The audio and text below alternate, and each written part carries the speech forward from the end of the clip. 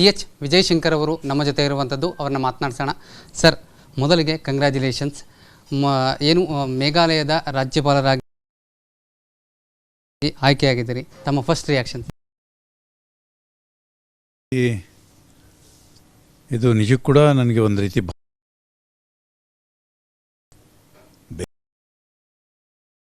ಬೇರೆ ಹುದ್ದೆಗಳಲ್ಲಿ ಕೂತು ಕೆಲಸ ಮಾಡೋದು ಬೇರೆ. ಇದು ಎಷ್ಟು ವಿಶಿಷ್ಟವಾದ ದಿನ.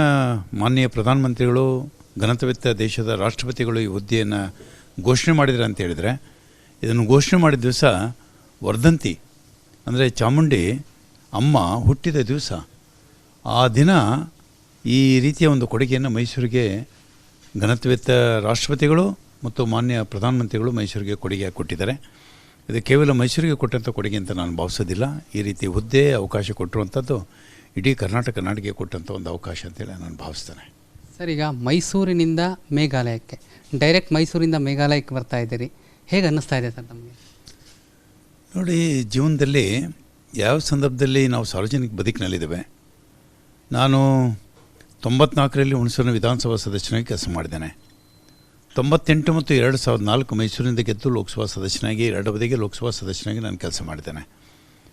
ಅದಾದಮೇಲೆ 2009ರಲ್ಲಿ ನಾನು ಲೋಕಸಭೆಯಲ್ಲಿ ಹಿನ್ನಡೆ ಆದಮೇಲೆ ಅವತ್ತು ಮಾನ್ಯ ಯಡಿಯೂರಪ್ಪನವರು ರಾಜ್ಯದ ಮುಖ್ಯಮಂತ್ರಿಗಳು ಅವರು ವಾಪಸ್ ನನ್ನನ್ನು ಕರೆಸಿ ವಿಧಾನ ಪರಿಷತ್ಗೆ ಅವಕಾಶ ಮಾಡಿಕೊಟ್ಟು ಅರಣ್ಯ ಮಂತ್ರಿಯಾಗಿ ಕೆಲಸ ಮಾಡೋಂಥ ಅವಕಾಶವನ್ನು ಮಾಡಿಕೊಟ್ಟಿದ್ದಾರೆ.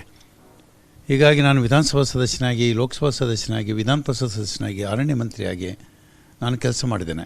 ಸಾರ್ವಜನಿಕ ಬದುಕಿನಲ್ಲಿರುವಾಗ ದೇಶ ಕಟ್ಟುವಂಥ ಕಾರ್ಯದಲ್ಲಿ, ನಾಡಿನ ಕಾರ್ಯ ಮಾಡುವಂಥ ಸಂದರ್ಭದಲ್ಲಿ ಯಾವ ರೀತಿ ಅವಕಾಶಗಳು ನಮ್ಮ ಮುಂದೆ ಬರುತ್ತೆ, ಯಾವ ರೀತಿ ಸವಾಲುಗಳು ನಮ್ಮ ಮುಂದೆ ಬರುತ್ತೆ, ನಾವು ಇದನ್ನು ಊಹೆ ಮಾಡಲಿಕ್ಕೆ ಆಗೋದಿಲ್ಲ. ಯಾವ ರೀತಿ ಅವಕಾಶಗಳನ್ನ ಸಂಘಟನೆ, ಸರ್ಕಾರ ನಮಗೆ ಅವಕಾಶ ಮಾಡಿಕೊಡುತ್ತೆ, ಆ ರೀತಿ ಜವಾಬ್ದಾರಿ ನಿರ್ವಹಿಸಲಿಕ್ಕೆ ನಾವು ತಯಾರಾಗಿರಬೇಕು. ಒಂದು ರೀತಿ ಯೋಧರು ಹೇಗೆ ಯಾವ ಜಾಗದಲ್ಲಿ ಹಾಕಿರೋ ಹೋಗಿ ದೇಶದ ಗಡಿಯನ್ನು ಕಾಯ್ತಾರೋ, ಹಾಗೆ ದೇಶದ ಯಾವುದೇ ಮೂಲೆಯಲ್ಲಿ ಹಾಕಿ ನೀವು ಈ ಸೇವೆಯನ್ನು ನೀವು ಮಾಡಬೇಕು, ಈ ಜವಾಬ್ದಾರಿ ನಿರ್ವಹಿಸಬೇಕು ಅಂದರೆ ಆ ಕರ್ತವ್ಯವನ್ನು ನಿರ್ವಹಿಸಲಿಕ್ಕೆ ನಾವು ತಯಾರಾಗಿರಬೇಕು. ಹೀಗಾಗಿ ಮೈಸೂರಿನಿಂದ ಬಂದು ಮೇಘಾಲಯ, ಇದು ನಾಡಿಗೆ ಸಿಕ್ಕಂಥ ಒಂದು ಹೆಮ್ಮೆಯ ಸಂಗತಿ. ಇದು ಮೈಸೂರಿನ ಒಬ್ಬ ವ್ಯಕ್ತಿ ಮೇಘಾಲಯದಲ್ಲಿ ಬಂದು ಕೂತು ಆ ರಾಜ್ಯದ ರಾಜ್ಯಪಾಲರಾಗಿ ಕೆಲಸ ಮಾಡುವಂಥದ್ದು ಇದೆಯಲ್ಲ, ಇದು ಪ್ರಜಾತಂತ್ರ ವ್ಯವಸ್ಥೆಯ ಬಹುಶಃ ಒಂದು ಅಪರೂಪದ, ಬಹುಶಃ ನಾವು ಯೋಚಿಸಬೇಕಂತ ಮತ್ತು ಗೌರವಿಸಬೇಕಂತ ಸಂದರ್ಭ ಅಂತೇಳಿ ನಾನು ಭಾವಿಸ್ತೇನೆ. ಸರ್, ಇಲ್ಲಿ ಬಹಳ ಪ್ರಮುಖವಾಗಿ ಒಂದು ಉನ್ನತ ಹುದ್ದೆ, ಕನ್ನಡಿಗರು, ಅದು ನಿಮಗೆ ಸಂಪೂರ್ಣವಾಗಿ ಇದೀಗ ಕನ್ನಡಿಗರಿಗೆ ಅವಕಾಶ ಸಿಕ್ಕಿರ್ತಕ್ಕಂಥದ್ದು, ಅಂದರೆ ದೊಡ್ಡ ಮಟ್ಟದ ಒಂದು ಅವಕಾಶ, ಇದೊಂದು ದೊಡ್ಡ ಮಟ್ಟದ ಜವಾಬ್ದಾರಿಯಾಗಿರ್ತಕ್ಕಂಥದ್ದು. ಇದ್ರ ಬಗ್ಗೆ ಏನು ಹೇಳಿ? ನೋಡಿ, ಕರ್ನಾಟಕದಿಂದ ನಾನೇ ಮೊದಲನೆಯ ರಾಜ್ಯಪಾಲ ಏನಲ್ಲ. ಈಗ ಮೈಸೂರು ವಿಚಾರ ಹೇಳಿದರೆ, ಮೈಸೂರನ್ನು ಆಳಿದಂಥ ಮಹಾರಾಜರು ಜಯಚಾಮರಾಜೇಂದ್ರ ಒಡೆಯರವರು ಅವತ್ತಿನ ದಿನಗಳಲ್ಲೇ 60ರ ದಶಕದಲ್ಲಿ ಮಡ್ರಾಸಿನ ಗವರ್ನರಾಗಿ ಕೆಲಸ ಮಾಡುವಂಥದ್ದು ನಾವು ಕಾಣ್ತೇವೆ. ಕರ್ನಾಟಕದಿಂದ ಬಹುಶಃ ಗವರ್ನರ್ ಹುದ್ದೆಯನ್ನು ನಿಭಾಯಿಸಿದಂಥ ಮೊದಲನೇ ವ್ಯಕ್ತಿ ಅವರು ಜಯಚಾಮರಾಜೇಂದ್ರ ಒಡೆಯರು, ನಮ್ಮ ಮಹಾರಾಜರು. ಅದಾದಮೇಲೆ ಆ ಹುದ್ದೆಯಲ್ಲಿ ಕೂತು ನಮ್ಮ ರಾಚೇನವರು ನಮ್ಮ ಪಕ್ಕದ ಜಿಲ್ಲೆಯವರು ಕೇರಳದ ರಾಜ್ಯಪಾಲರಾಗಿ ಅದೇ ಜವಾಬ್ದಾರಿ ಸ್ಥಾನದಲ್ಲಿ ಕೂತು ಕೆಲಸ ಮಾಡುವಂಥದ್ದನ್ನು ನಾವು ಕಾಣ್ತೇವೆ. ನಮ್ಮ ಪಕ್ಕದ ಜಿಲ್ಲೆಯವರು SM ಕೃಷ್ಣರವರು ಅದೇ ರೀತಿ ಒಂದು ಸಂವಿಧಾನಿಕ ಹುದ್ದೆಯಲ್ಲಿ ಕೂತು ರಾಜ್ಯಪಾಲರಾಗಿ ಮಹಾರಾಷ್ಟ್ರದಲ್ಲಿ ಕೂತು ಕೆಲಸ ಮಾಡುವಂಥದ್ದು ನಾವು ಕಾಣ್ತದೆ. ಕರ್ನಾಟಕದಿಂದ ಲೆಕ್ಕ ಹಾಕಿದಾಗ ಇದು 4ನೇವನು. ಆದರೆ ಹಿಂದುಳಿದ ವರ್ಗದ ಲೆಕ್ಕ ತೆಗೆದುಕೊಂಡಾಗ ಕರ್ನಾಟಕದಿಂದ ನಾನು ಮೊದಲನೇವನು.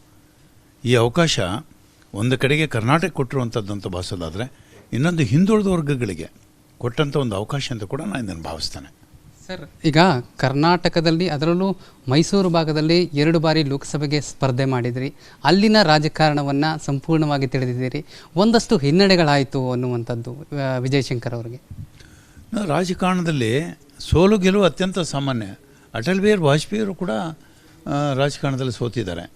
ಹೀಗಾಗಿ ಸೋಲು ಮತ್ತು ಗೆಲುವು ನಮಗೆ ಅತ್ಯಂತ ಇದು ಸಾರ್ವಜನಿಕ ಬದುಕಿನಲ್ಲಿರುವಂಥ ಒಂದು ಸಾಮಾನ್ಯ ಸಂಗತಿ. ನಾವು ಗೆದ್ದಾಗ ಹಿಗ್ಗಲಿಲ್ಲ, ಸೋತಾಗ ಕುಗ್ಗಲಿಲ್ಲ.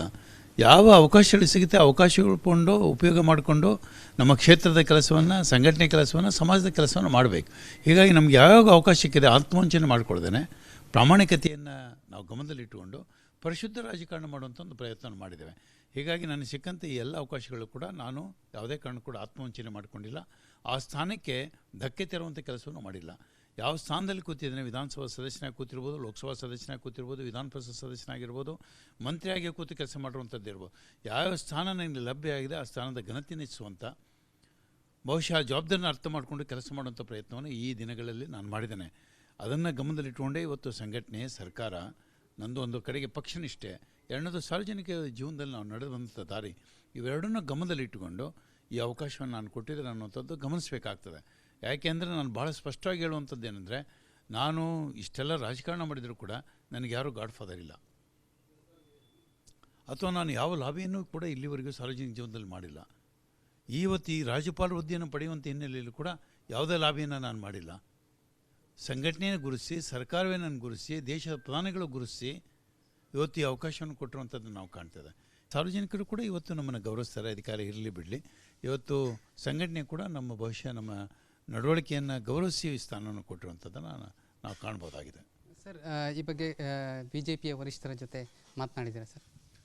ಸ್ವತಃ ದೇಶದ ಪ್ರಧಾನಿಗಳು ನನಗೆ ದೂರವಾಣಿ ಕರೆ ಮಾಡಿ ಈಗ 2 ದಿವಸದ ಹಿಂದೆ, ವಿಜಯಶಂಕರ್ ಅವರೇ, ನಿಮಗೆ ಒಂದು ಉತ್ತಮ ಅಂತ ಅವಕಾಶವನ್ನು ಕೊಡಬೇಕು ಅಂಥೇಳಿ ನಾವೆಲ್ಲ ಚರ್ಚೆ ಮಾಡಿದ್ದೇವೆ. ನಿಮಗೆ ಒಂದು ಒಳ್ಳೆಯ ಹುದ್ದೆ ಸಿಗ್ತಾ ಇದೆ, ಒಂದು ಒಳ್ಳೆಯ ಜವಾಬ್ದಾರಿ ನಿಮ್ಗೆ ವಹಿಸ್ತಾ ಇದ್ದೇವೆ, ನೀವು ಅದನ್ನು ಗೌರವವಾಗಿ ನಿರ್ವಹಿಸ್ತಿರುವಂಥ ನಂಬಿಕೆ ನನಗಿದೆ ಅನ್ನುವಂಥ ಮಾತನ್ನು ದೇಶದ ಪ್ರಧಾನಿಗಳೇ ದೂರವಾಣಿ ಕರೆ ಮಾಡಿ ಹೇಳಿದ್ದಾರೆ. ಅದಾದಮೇಲೆ ಪಕ್ಷದ ಎಲ್ಲ ಪ್ರಮುಖರು ಕೂಡ ನನ್ನ ಜೊತೆಯಲ್ಲಿ ಮಾತನಾಡಿದ್ದಾರೆ. ಯಡಿಯೂರಪ್ಪನವರ ಆದಿಯಾಗಿ, ನಮ್ಮಲ್ಲಿ ಇಲ್ಲಿರುವಂಥ ಕೇಂದ್ರದ ಮಂತ್ರಿಗಳಾದಾಗಿ, ಪಕ್ಷದ ಈಗಲೂ ಬಂದಾಗಲೂ ಕೂಡ ಕಾಕೇರಿಯವರು ನನ್ನ ಜೊತೆಯಲ್ಲಿ ಮಾತನಾಡ್ತಾಯಿದ್ರು.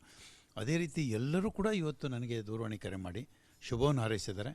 ಎಲ್ಲರೂ ಕೂಡ ನಿಮ್ಗೆ ಒಳಿತಾಗಲಿ ಅನ್ನುವಂಥ ಮಾತನ್ನು ಹೇಳಿದ್ದಾರೆ. ನನಗೆ ಒಳಿತು ಅಂದರೆ ನನಗೆ ಕೊಟ್ಟಿರುವಂಥ ಜವಾಬ್ದಾರಿಗೆ ಗೌರವ ತರುವಂಥದ್ದು, ಆ ಜವಾಬ್ದಾರಿನ ಅರ್ಥ ಮಾಡ್ಕೊಂಡು ಕೆಲಸ ಮಾಡುವಂಥದ್ದೇ ಬಹುಶಃ ನನಗೆ ಕೊಟ್ಟಿರುವಂಥ ಸ್ಥಾನಕ್ಕೆ, ಕೊಟ್ಟಿರುವಂಥ ವ್ಯಕ್ತಿಗಳಿಗೆ ಕೊಡುವಂಥ ಗೌರವ ಅಂಥೇಳಿ ನಾವು ಭಾಳ ಸ್ಪಷ್ಟವಾಗಿ ಹೇಳ್ಬೋದು. ಧನ್ಯವಾದಗಳು ಸರ್. ಇದಿಷ್ಟು ಮೇಘಾಲಯಕ್ಕೆ ನೂತನವಾಗಿ ಆಯ್ಕೆಯಾದಂತಹ CH ವಿಜಯಶಂಕರ್ ಅವರು ಹೇಳ್ತಾ ಇರುವಂಥದ್ದು. ಕ್ಯಾಮ್ರಾ ಪರ್ಸನ್ ರಣವೀರ್ ಜೊತೆ ನಟೇಶ್ ರಾಜಣ್ಣ, ರಿಪಬ್ಲಿಕ್ ಕನ್ನಡ, ನವದೆಹಲಿ. ಕ್ಯಾಪ್ಟನ್ ಅರ್ಜುನ್ನ ಕೊಂದಿದ್ದು ಯಾರು? ಅವ್ರ ನರೇಟಿವ್ ಎಲ್ಲಿ ತಂದಿಟ್ಟಿದ್ದಾರೆ ಅಂತಂದ್ರೆ ಸಂಪತ್ತನ್ನ ಹಂಚಿಬಿಡೋದು ಅಂತ. ಇದು ಸರ್, ಇದು ಸ್ಟುಡಿಯೋ ಟಿಪ್ಪು ಜಯಂತಿ ಮಾಡಕ್ಕೆ ಅವ್ರಿಗೆ ಖಂಡಿಸಿದ್ರು. Very nice. ಯಾರು ತಪ್ಪು ಮಾಡಿರೋದಿಲ್ಲಿ? ಓಲೈಕೆ ಹೇಳಿಕೆ ಇದು ಅಂತ ಹೇಳಿ ಯಾಕೆ ಪರಿಗಣಿಸಬಾರದು? I.N.I.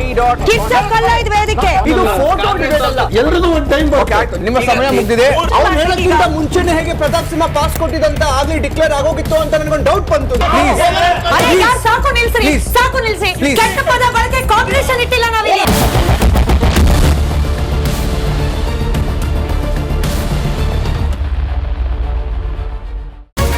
ರಿಪಬ್ಲಿಕ್ ವರ್ಡ್ ಆಪ್ ಇದು ಕೇವಲ ಅಪ್ಲಿಕೇಶನ್ ಅಲ್ಲ, ಸಮಗ್ರ ಸುದ್ದಿಗಳ ಸಂಪರ್ಕ ಮಾರ್ಗಕ್ಕೆ ಕ್ರಾಂತಿಕಾರಿ ಬದಲಾವಣೆ. ರಿಪಬ್ಲಿಕ್ ವರ್ಡ್ ಆಪ್ ಕೇವಲ ಸುದ್ದಿ ಅಪ್ಲಿಕೇಶನ್ ಪರಿಚಯಿಸ್ತಾ ಇಲ್ಲ, ಬದಲಾಗಿ ಡಿಜಿಟಲ್ ಸುದ್ದಿ ಬಳಕೆಯ ಹೊಸ ಯುಗಕ್ಕೆ ನಾಂದಿ ಹಾಡ್ತಾ ಇದೆ. ಇದೊಂದು ಬ್ರೇಕಿಂಗ್ ನ್ಯೂಸ್, ಪ್ರಭಾವಶಾಲಿ ಕಾರ್ಯಕ್ರಮಗಳಿಗೆ ಗಟ್ಟಿಯಾದ ನ್ಯೂಸ್. ಇಲ್ಲಿ ಕೇವಲ ತಾಜಾ ಸುದ್ದಿ, ಅದರ ನೇರ ಪ್ರಸಾರ ಮತ್ತು ಚರ್ಚೆಗಳಿಗೆ ಮಾತ್ರ ಅವಕಾಶ.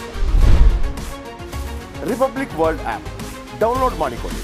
ಗೂಗಲ್ ಪ್ಲೇ ಸ್ಟೋರ್ ಮತ್ತು ಆಪಲ್ ಆಪ್ ಸ್ಟೋರ್ನಲ್ಲಿ ಲಭ್ಯವಿದೆ.